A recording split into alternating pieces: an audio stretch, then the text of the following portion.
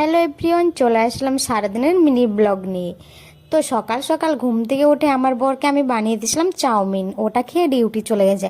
তারপরে এই রান্না বসিয়েছি, তো ভেন্ডি আমি কাটছি, ডাল বসিয়ে দিয়েছি। হঠাৎ করে দেখি পুরো মেঘলা করে আসে, একদম অন্ধকার, মনে হচ্ছে যেমন সে সন্ধে হয়ে গেছে, কিন্তু না, এখন বাজে 9:30 10টা, ওরকম একটা হবে। আমি ঠিকঠাক টাইমটা দেখিনি, তা বললাম 10টার আগে হবে। এদিকে মেয়ে তো মানে ছুটে চলে এলো, এতটাই হাওয়া দিচ্ছে, আর ও তো বাচ্চা মানুষ। আর বৃষ্টির ইয়েটা দেখো যে কতটা হয়েছে। আর এখানে দেখো যে মানে জল পাস হবে, ওটা কিন্তু একদম বন্ধ করা আছে, আর আমারও তো খেয়াল ছিল না। আর এতটা বৃষ্টিতে আমি যেতেও পারছিলাম না। আর দেখো আমার রুমের মধ্যে জল ঢুকে গেছে। তারপরে আর কি আমি ছাতা নিয়ে গেলাম, কিন্তু হাওয়া এত দিচ্ছিল যে বলার মতো নয়, যে ছাতাটা আমি রাখতেই পারছিলাম না। আর ছাতাটা তো উড়েই চলে যাচ্ছে। লাস্ট পর্যন্ত আমি ছাতাটা কিন্তু রাখতে বাধ্য হলাম, তাই ছাতাটা কি বন্ধ করবো, হাওয়াতে ছাতা একদম পদ্ম ফুল ফুটে যাচ্ছে।